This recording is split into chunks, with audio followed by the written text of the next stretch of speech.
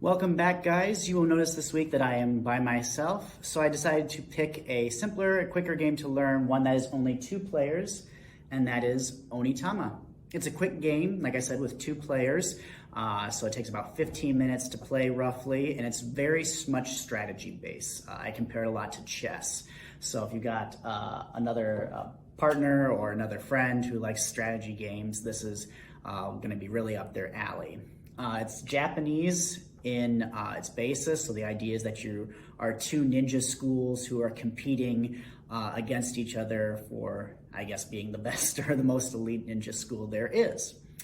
So with that, we'll just kind of start right in with the game. So each player has 2 types of tokens. Each of you has a master pawn, and each of you has a student pawn. So you can already kind of see the overlap with chess there.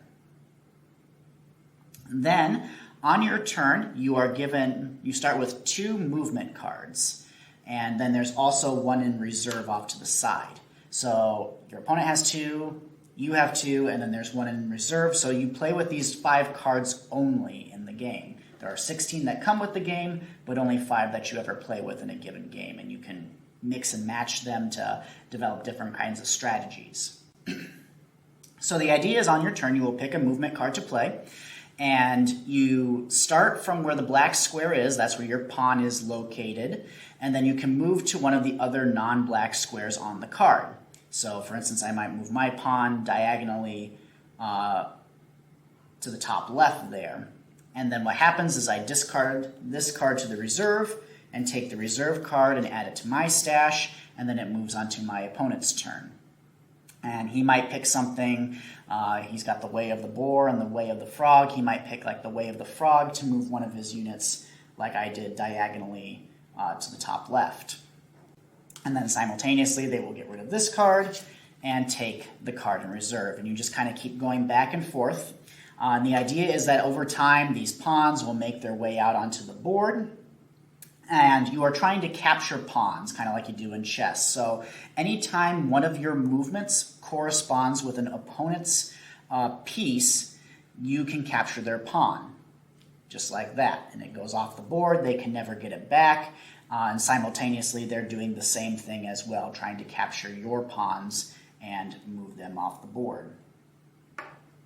Now you can capture the master pawns, and that's actually one of the ways to win.